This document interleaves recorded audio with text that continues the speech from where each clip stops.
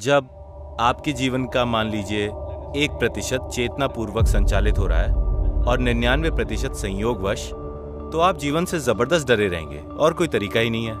तो आपको किस बात का डर है? ऐसी चीज जो होगी या आप सोचते हैं कि वो होगी, है ना?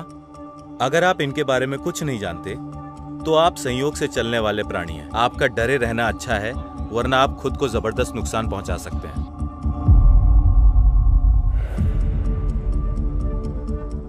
नमस्कारम सद्गुरु।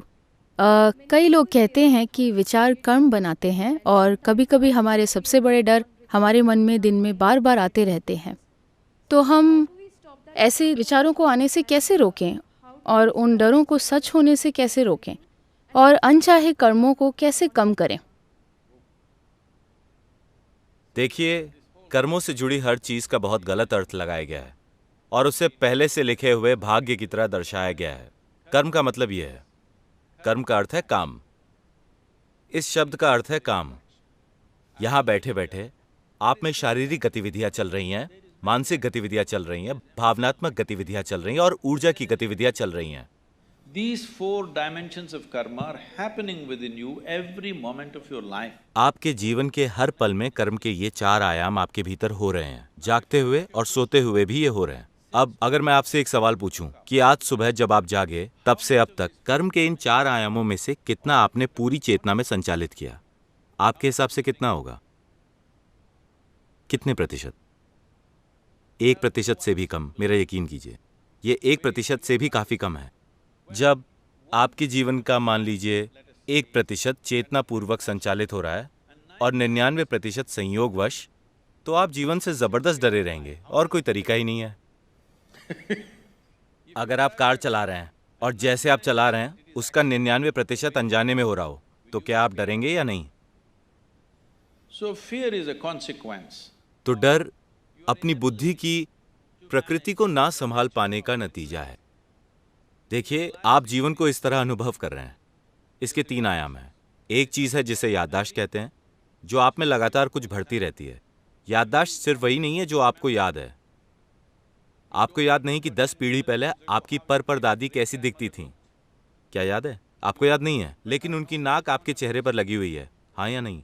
आपके पास वंश से जुड़ी याददाश्त है, आपके पास क्रमिक विकास की याददाश्त है, आपके पास कर्मों की याददाश्त है। याददाश्त के व्यक्त और अव्यक्त स्तर हैं। This entire thing is memory, head to toe. ये पूरी चीज याददाश्त है, सिर से पैर तक। शरीर की हर कोशिका में याददाश्त है ना? हम एक कोशिका को लेकर आपको पूरा का पूरा बना सकते हैं और यही आपके माँ बाप ने भी किया था। बस एक कोशिका, और देखिए आप ऐसे बन गए। तो इसमें जबरदस्त मात्रा में याददाश्त है। ये याददाश्त कुछ चीजों को चलाती है, लेकिन वर्तमान का अनुभव भी एक चीज है। याददाश्त अतीत की है, लेकिन अनुभव वर्तमान में होता है। आपकी अनुभव करने की क्षमता। अगर आप कोई चीज अनुभव करना चाहते हैं तो आपको सचेतन और जागरूक होना होगा। सिर्फ तभी आप अनुभव कर पाएंगे। भविष्य कल्पना है। तो याददाश्त, अनुभव और कल्पना, इन 3 आयामों के बीच आप जीते हैं। याददाश्त को आप बदल नहीं सकते क्योंकि वो पहले से मौजूद है। वर्तमान आपको बदलने की जरूरत नहीं है क्योंकि वो भी अभी यहीं मौजूद है। तो आप सिर्फ कल्पना को ही बदल सकते हैं। तो आपको किस बात का डर है?